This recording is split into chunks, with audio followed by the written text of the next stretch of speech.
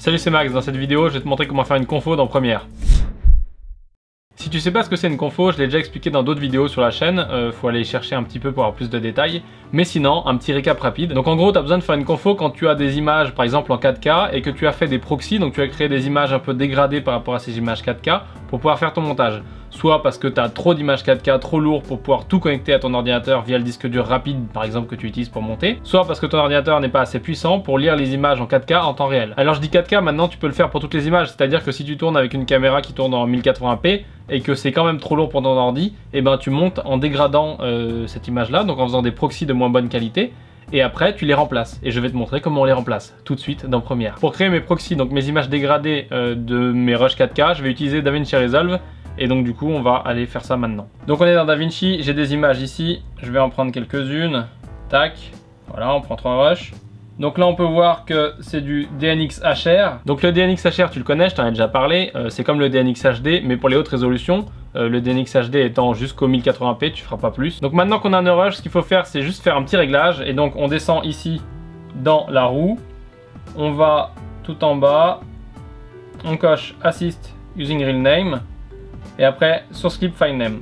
Donc ça va nous permettre de garder un maximum de metadata dans nos proxys pour que derrière on puisse faire des rollings, des machins, tout ce qu'on a besoin de faire. Ensuite on crée une timeline, donc tu prends les rushs, tu les mets dedans. Après on va dans Deliver. Dans Deliver, on va sur Individual Clip puisqu'on veut des clips individuels. Source Name puisqu'on veut garder le nom d'origine. Dans Vidéo, on veut du Proxy. On est bien en 1080p. Après tu choisis ta destination, donc nous on va les mettre dans Proxy, on fait OK. Là on fait Add Render.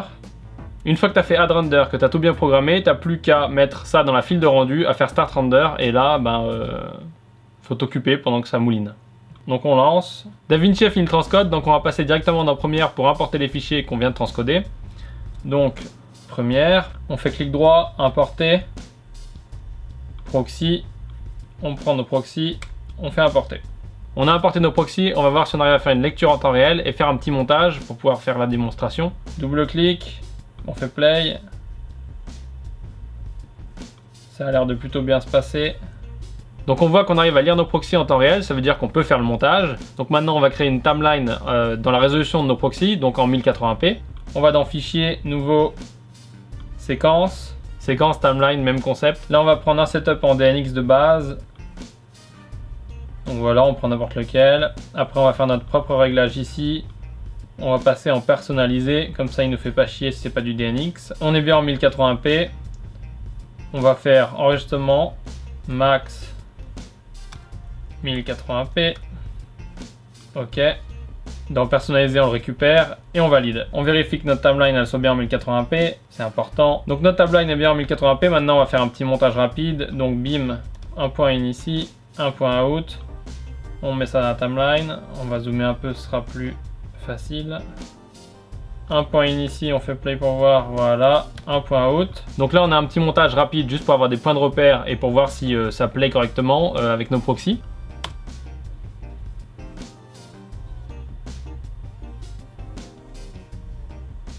Donc on a notre montage en 1080p, tout est validé, tout est nickel. Maintenant ce qu'on veut faire c'est qu'on veut relier nos rushs 4K, enfin nos rushs UHD qu'on avait au début, qu'on a compressé dans DaVinci, pour pouvoir avoir la meilleure qualité possible sur notre export. Donc pour faire ça, on va prendre cette séquence, on va la dupliquer.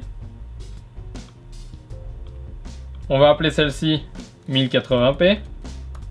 On va appeler celle-ci UHD pour les différencier. Maintenant ce qu'on fait, c'est qu'on va délier ces rushs. Donc on fait clic droit, rompre les liens avec le média. OK. Et là tout est offline, stress magistral. Mais c'est pas grave, on va relinker. Et on va relinker avec les rushs en 4K. On sélectionne tous nos rushs, on fait clic droit, on fait lier média, localiser. Là on lui dit qu'on veut les non proxy. OK. Et voilà, il les relink. Donc maintenant en théorie on a relié nos médias, on va aller vérifier la résolution de nos rushs, voir si c'est bien de l'UHD. Donc là tu vois qu'on a un rush en UHD, donc le premier, et les autres ils sont encore en 1080p. Donc à ce moment là la meilleure solution pour être sûr que tu fais bien ta confo avec les médias en 4K, donc, ou avec tes médias les masters, les natifs qui viennent de ta caméra d'origine, le mieux c'est quand même de débrancher ton disque de proxy, si tu as 2 disques, il y a un disque avec tes proxys, ou alors de les supprimer.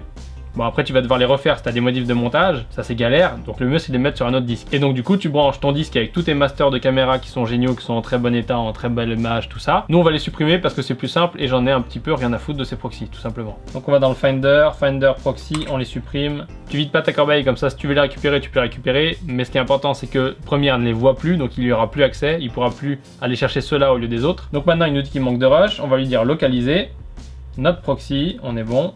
Donc là on a relinké nos fichiers en 4K, on va vérifier ça. On voit que ici on est bien en UHD de partout, sauf les timelines. Et d'ailleurs tu vois que dans la timeline c'est super zoomé. Et là tu vas me dire mais pourquoi c'est zoomé? Bah écoute c'est pas très compliqué, c'est zoomé parce qu'on a mis des rushs en 4K dans une timeline en Full HD et donc du coup les rushs en 4K ils ont une plus grande résolution. Donc comme ils sont pas à la bonne taille pour ta timeline, et ben ils s'affichent très zoomés. Pour régler ce problème il suffit de se mettre sur ta timeline en UHD, de faire un clic droit, faire réglage de séquence, et là de passer en UHD. Donc 3840 par 2160.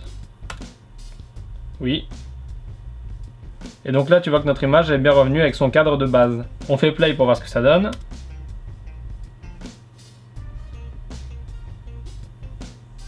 Donc là c'est évident, il galère, il n'arrive pas à lire en temps réel tout simplement parce que les rushs sont trop lourds, voilà pourquoi on a fait des proxys. Une autre petite astuce bonus qui n'a pas vraiment à voir avec le relink, mais qui a à voir avec le redimensionnement de la timeline.